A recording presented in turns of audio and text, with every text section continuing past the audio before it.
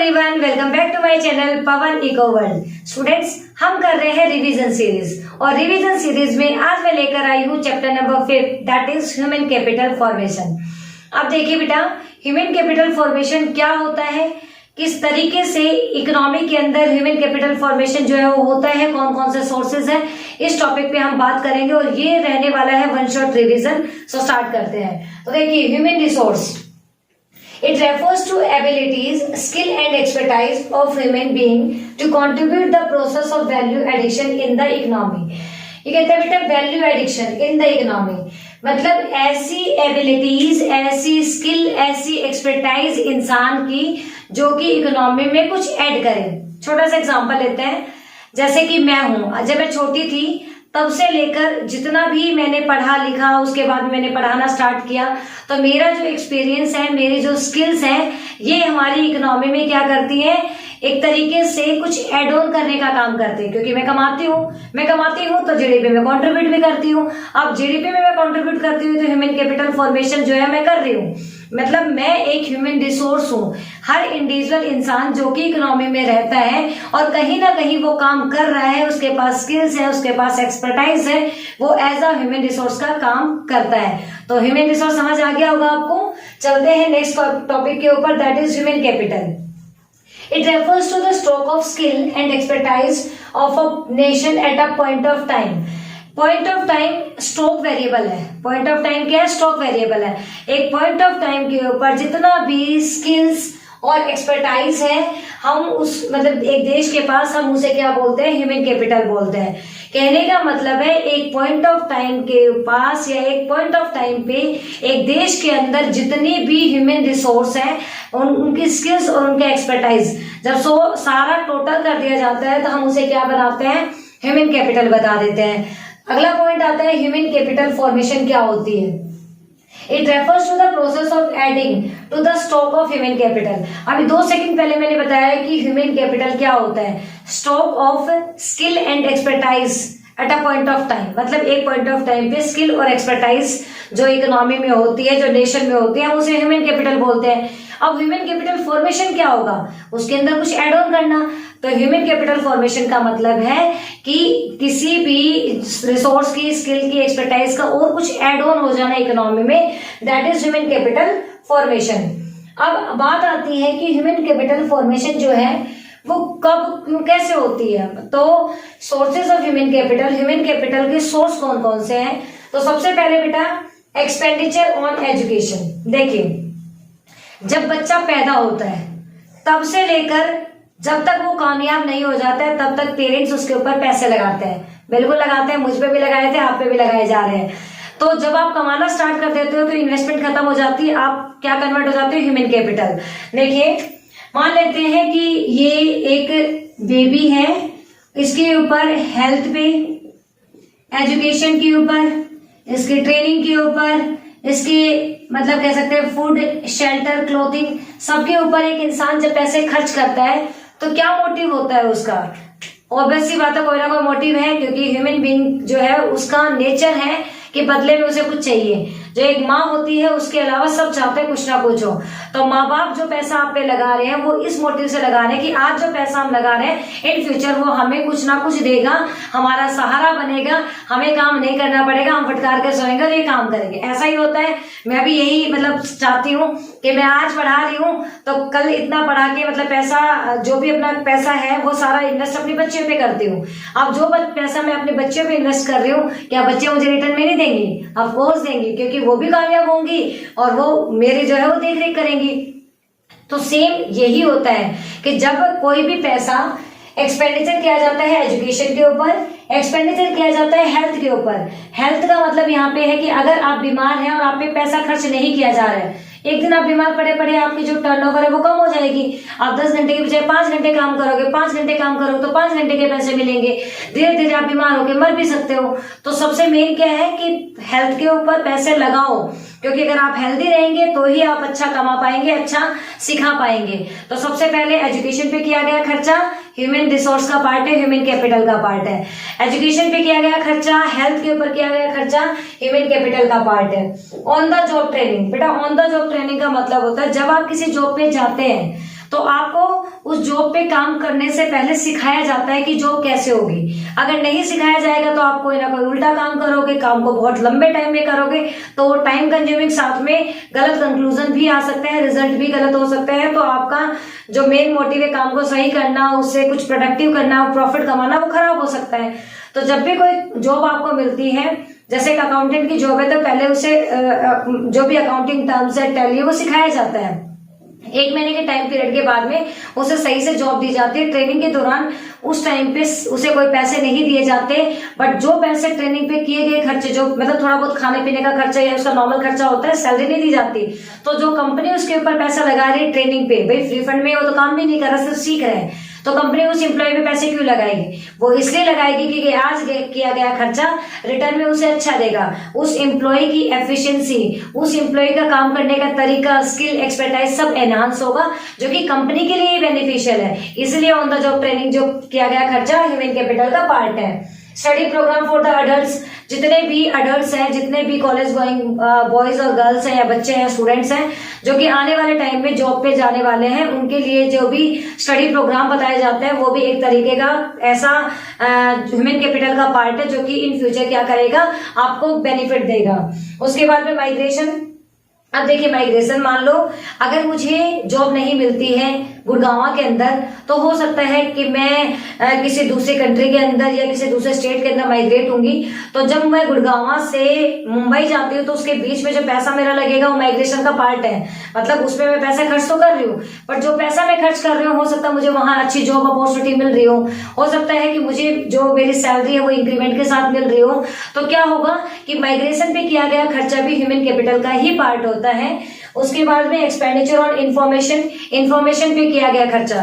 For example सरकारी job निकलती है, प्राइवेट जॉब निकलती है, अगर आप उन जॉब के जो ऐड हैं वो देखेंगे ही नहीं, फॉर्म फिल करेंगे ही नहीं, क्योंकि आपको लगता है फॉर्म फिल करने से पैसा खर्च होगा, तो फिर आपको जॉब ही नहीं मिलेगी। और जब आपको जॉब नहीं मिलेगी तो उस पैसे का या ऐसी पढ़ाई का क्या फायदा।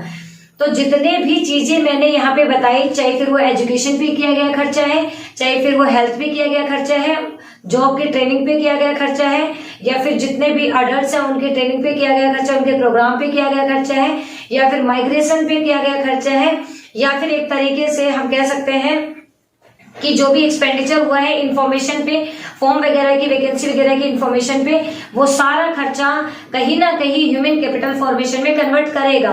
हम इसे बोलते हैं ह्यूमन कैपिटल फॉर्मेशन के सोर्सेज। बेटा next topic, problem facing human capital formation in India. मतलब इंडिया के अंदर कौन कौन सी प्रॉब्लम्स हैं जो फेस करनी पड़ती है ह्यूमन कैपिटल फॉर्मेशन को एनहांस करने के लिए। सबसे पहली प्रॉब्लम है राइजिंग पॉपुलेशन। हमारा देश अब सेकंड लार्जेस्ट इकोनॉमी बन गया है, जिसमें पॉपुलेशन बढ़ती जा रही है। पहले चाइना था नंबर 1 पोजीशन पे, धीरे धीरे ये आ जाएगा। तो राइजिंग पॉपुलेशन है, पॉपुलेशन इतनी ज्यादा है कि लोग जो है ना तो खर्चा कर पा रहे हैं एजुकेशन के ऊपर, ना हेल्थ के ऊपर। तो सबसे बड़ी समस्या तो हमारे लिए यही है ह्यूमन कैपिटल फॉर्मेशन करने के लिए कि पॉपुलेशन को क्या किया जाए, रोका जाए। Brain drain. बेटा ब्रेन ड्रेन का मतलब होता है आप अपने दिमाग को अपने देश में यूज ना करके किसी दूसरे देश में यूज करो। मतलब ब्रेन का ड्रेन मतलब है दूसरी जगह पे ब्रेन को यूज करना। तो इंडिया की मोस्ट ऑफ पॉपुलेशन ऐसी है, मतलब इतने सारे साइंटिस्ट बनते हैं, डॉक्टर्स बनते हैं, बट वो इंडिया में काम नहीं करते हैं। क्यों? क्योंकि यहाँ पे अपॉर्चुनिटीज अच्छी नहीं है। वो सारी अपॉर्चुनिटीज उन्हें फॉरेन कंट्रीज अवेल करवाती हैं। तो इंडिया का बहुत अच्छा साइंटिस्ट, इंडिया का बहुत अच्छा डॉक्टर जाके अपने सर्विसेज देता है बाहर के देशों में, जहां से उन्हें ज्यादा बेनिफिट मिलते हैं। तो इंडिया की एक सबसे बड़ी समस्या ये भी है कि लोग यहाँ से ब्रेन को ड्रेन कर देते हैं अनदर कंट्रीज के अंदर। अगला है deficient man power. Deficient man power का मतलब है कि जो मैन पावर है वो यहाँ पे बहुत ही कम है। Inefficient on job training in primary sector. आपने सुना होगा कि सेकेंडरी सेक्टर के लिए भी जॉब ट्रेनिंग दी जाती है, टर्सरी सेक्टर के लिए, हर चीज के लिए, बट कभी नहीं सुना होगा कि प्राइमरी से खेती बाड़ी कैसे की जाए ये सिखाया जाए। हालांकि अब तो कुछ रिसर्च सेंटर्स, फार्मिंग सेंटर्स बन चुके हैं, बट पहले एग्रीकल्चर सेक्टर्स नहीं होते थे। तो धीरे धीरे ये सेक्टर्स अभी भी कम है औरों के कंपेयर में। तो प्राइमरी सेक्टर के अंदर किस तरीके से लोग काम करें ये सिखाना भी बहुत जरूरी है, जिसके लिए ऐसा कोई भी प्रोविजन नहीं बना है, क्योंकि हमारा जो देश है उसकी मोस्ट ऑफ पॉपुलेशन डिपेंड करती है एग्रीकल्चर पे, और एग्रीकल्चर के अंदर ही ट्रेनिंग नहीं दी जा रही है। दैट मीन्स हम अपने आप को बहुत ही बैकवर्ड कह सकते हैं बिल्कुल इजीली। अगला है लो एकेडमिक स्टैंडर्ड्स। इंडिया के अंदर जो एकेडमिक स्टैंडर्ड्स है वो बहुत लो है। मतलब मैंने पढ़ने के बाद मैं बीकॉम फर्स्ट ईयर में गई तो मैंने छोड़ दिया, मान लो तो मेरे बीकॉम में तो एडमिशन हो गया बट बीकॉम की डिग्री तो नहीं कर पाई। ऐसे बहुत सारे लोग ऐसे हैं जो कि अपने कॉलेज में एडमिशन तो ले लेते हैं बट किसी के री आ जाती है, कंपार्टमेंट आ जाती है, उसके बाद में पढ़ना ही स्टार्ट नहीं करते हैं और वो पढ़ाई को वहीं की वहीं छोड़ देते हैं। तो उन्होंने एडमिशन तो ले लिया बट अपनी डिग्री को कंप्लीट नहीं कर पाए। तो ऐसे जो लोग होते हैं वो इंडिया के अंदर आपको बहुत सारे मिल जाएंगे जिनके टाइम के साथ में कंप्लीट जो प्रोसेस है वो अपना पूरा पढ़ाई का नहीं कर पाते हैं। ये कुछ प्रॉब्लम्स हैं जिनकी वजह से इंडिया आज भी फेस कर रहा है ह्यूमन कैपिटल फॉर्मेशन की प्रॉब्लम को। मतलब ह्यूमन कैपिटल फॉर्मेशन इन वजह से आज भी इंडिया के अंदर बहुत कम है। अगला है growth of education sector in India. India के अंदर जो एजुकेशन सेक्टर है उसकी ग्रोथ कैसे की जा सकती है? एक्सपेंडिचर हमें ज्यादा करना चाहिए, अचीवमेंट्स इंडिया को एजुकेशन सेक्टर के अंदर करनी चाहिए जिसकी वजह से ह्यूमन कैपिटल फॉर्मेशन जो है वो बढ़ाई जा सकती है। नेक्स्ट है इंपॉर्टेंस ऑफ एजुकेशन। एजुकेशन की क्या इंपॉर्टेंस है? देखो ये करवाने का टॉपिक तो नहीं है बट फिर भी स्टिल समझा देती हूँ, आपको काम आएगा क्योंकि क्वेश्चंस तो एग्जाम में कहीं से भी पूछे जा सकते हैं। तो education produce good citizen. Education जो है वो एक अच्छे सिटीजन बनाती है। तभी हम कहते हैं कि ये अनपढ़ है, इससे बात मत करो, सही से जवाब नहीं दे पाएगा या दे पाएगी। कहने का मतलब है कि अगर एक एजुकेटेड बंदा है तो वो बहुत अच्छे से ट्रीट करेगा, एक बहुत अच्छा सिटीजन बनेगा जिसमें वो टैक्स को भी पे करेगा, लॉ और ऑर्डर्स को भी मतलब एक तरीके से उनको भी सही लेके चलेगा, सारी चीजों के लिए वो खड़ा रहेगा कि हाँ ये चीजें करनी चाहिए, उसे फंडामेंटल राइट्स वगैरह सब पता होंगे। तो एक अच्छा सिटीजन किससे बनता है? एजुकेशन से बनता है। इसलिए सबको क्या होना चाहिए? एजुकेटेड होना चाहिए। It develops science and technology. Education ही है जो हमें साइंस और टेक्नोलॉजी से रूबरू करवाती है, बताती है कि किस तरीके से नई टेक्नोलॉजी इकोनॉमी में आए जो कि हमारी इकोनॉमी के लिए अच्छी होगी। उसके बाद में it facilitate use of resources in the country. कहने का मतलब है कि इकोनॉमी में रिसोर्सेज चाहे वो किसी भी टाइप की इकोनॉमी है आपको लिमिटेड ही मिलेंगे और हमारी वांट्स अनलिमिटेड होती हैं। भाई ख्वाहिशें कभी भी बंद होने का नाम नहीं लेती। मेरे पास अब जितना पैसा है मैं चाहती हूँ मुझसे बहुत ज्यादा पैसा हो जाए। सेम आपके साथ है।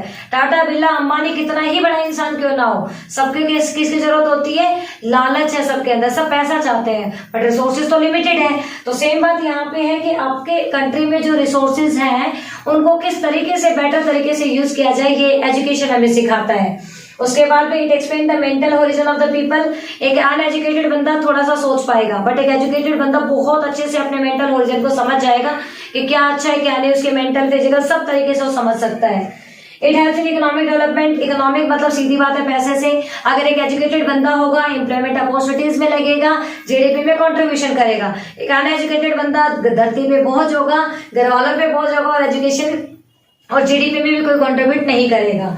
अगला है इट डेवलप्स ह्यूमन पर्सनैलिटी। अगर एक पढ़ा लिखा इंसान है तो वो अलग से ही उस दिखाई दे जाएगा, लोगों को पता चल जाता है कि ये एजुकेटेड है ये अनएजुकेटेड है क्योंकि उसका बिहेवियर अलग शो कर देता है। तो ये सारी चीजें किस चीज की मतलब इंपॉर्टेंस ऑब्जेक्टिव्स को शो करती है। हम इसे ऑब्जेक्टिव्स भी बोल सकते हैं एजुकेशन के। एजुकेशन के इंपॉर्टेंस और ऑब्जेक्टिव्स ये सारे हैं आपके सामने हैं। उसके बाद आते हैं problems relating to development in India. India के अंदर कौन कौन सी प्रॉब्लम्स हैं जो कि ह्यूमन कैपिटल फॉर्मेशन को रोकने का काम करती है? सबसे पहले लार्ज नंबर ऑफ इलिटरेट्स। भाई बहुत ज्यादा लोग अनपढ़ हैं इकोनॉमी के अंदर। अब लोग अनपढ़ हैं तो काहे का वो उसमें वो करेंगे कंट्रीब्यूशन करेंगे, जीडीपी में नहीं कर पाएंगे क्योंकि अनएम्प्लॉय जो भी इलिटरेट बंदा है वो अनएम्प्लॉयमेंट में होगा। अनएम्प्लॉयड बंदा कभी भी जीडीपी में कंट्रीब्यूशन नहीं कर सकता, वो तो अपने फैमिली मेंबर्स के ऊपर भी क्या होता है? डिपेंडेंट होता है। उसके बाद में इनएडुकेट वोकेशनल सेंटर्स। इंडिया के अंदर एजुकेशन सेंटर्स तो है ठीक है बट वोकेशनल सेंटर्स जो कि पढ़ाई के साथ साथ ही आपको एक तरीके से कहते हैं प्रैक्टिस करवाते हैं जैसे कि आईटीआई वगैरह, इस तरीके के सेंटर्स बहुत कम है जिसकी वजह से इंडिया आज भी ऐसे लोगों को तैयार नहीं कर पा रही है जो कि काम करें, एम्प्लॉयमेंट के अंदर लगे और जीडीपी में कंट्रीब्यूशन करें। उसके बाद में जेंडर बायस। दुनिया की क्या मैं ये कहूँ कि इंडिया की तो सबसे बड़ी प्रॉब्लम है वो जेंडर बायस है। लोगों को पता नहीं लड़कों में क्या दिखता है, मैं लड़कों की कटाई नहीं कर रही हूँ, बट फिर भी पता नहीं लड़कों में क्या दिखता है कि लड़कों को पढ़ाया जाता है। यहाँ पे मैं उन सभी लोगों की बात नहीं कर रही हूँ। ऑलमोस्ट इंडिया के अंदर 80% ऐसे हैं जो कि सुधर चुके हैं, बट 20% लोग आज भी ऐसे हैं जिनको लड़का चाहिए, और लड़का है तो वो उसको पढ़ाएंगे, अगर लड़का नहीं है तो उसको पढ़ाएंगे लिखाएंगे नहीं। ये बैकवर्ड एरियाज की बात हो रही है। तो जो जेंडर बायस है वो बहुत बड़ी समस्या है। लड़का हो या लड़की, जीडीपी में कंट्रीब्यूशन सब कर सकते हैं, पढ़ाई तो सबके लिए बराबर होती है। तो जब लोग लड़का और लड़की में जो बायसनेस है, जो पार्शियलिटी है, इसको खत्म करेंगे तो जो इंडिया है वो पढ़ेगा भी और वो बढ़ेगा भी। तो जेंडर बायस जो है वो खत्म कर देना चाहिए। साथ में रूरल एक्सेस लेवल, ज्यादातर लोग जो पढ़े लिखे हैं वो शहरों में है, तो गांव के अंदर भी पढ़ाई जो है वो नेसेसरी होनी चाहिए। वैसे करवा रखी है बट वो जाते नहीं है, इंटरेस्ट क्रिएट नहीं है, उनके अंदर इंटरेस्ट जगाना चाहिए।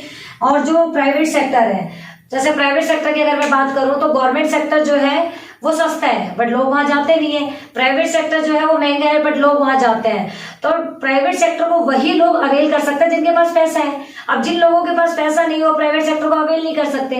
तो इंडिया की एक और समस्या ये है कि यहाँ पे प्राइवेट सेक्टर जो है वो ज्यादा है, जिसकी वजह से लोग आज भी ह्यूमन कैपिटल फॉर्मेशन में कन्वर्ट नहीं हो पा रहे, ह्यूमन रिसोर्स नहीं हो पा रहे हैं। यह फिर हमारे देश की बहुत बड़ी समस्या है। लास्ट है low government expenditure on education. Education के ऊपर अप्रोक्स 6% खर्च होना चाहिए बट नहीं हो रहा है। हमारा जब बजट बनता है तो एजुकेशन के ऊपर 6% तो डालना ही डालना चाहिए, बट ये कभी 3 या कभी 4 ही रहता है, जो कि 6% तक नहीं जाता है, जिसकी वजह से education centre, vocational centre, universities, बहुत सारी चीजें कम है। तो कुल मिलाकर मैं अगर आपको ये कहूं कि मैंने पूरा चैप्टर आपको समझा दिया है, ह्यूमन कैपिटल फॉर्मेशन में यही था। यहाँ से जो इंपॉर्टेंट क्वेश्चंस बनते हैं वो एजुकेशन के रिगार्डिंग बन सकते हैं कि ऑब्जेक्टिव्स क्या हो सकते हैं। उसके बाद में ये वाला भी आ सकता है कि सोर्सेस कौन कौन से हैं, प्रॉब्लम्स कौन कौन सी हैं। कोई भी क्वेश्चन यहाँ से पुटअप किया जा सकता है आपसे। तो ह्यूमन कैपिटल फॉर्मेशन का 1 शॉट रिविजन खत्म हो जाता है। मिलते हैं चैप्टर नंबर 6 में, तब तक के लिए बाय बाय, टेक केयर।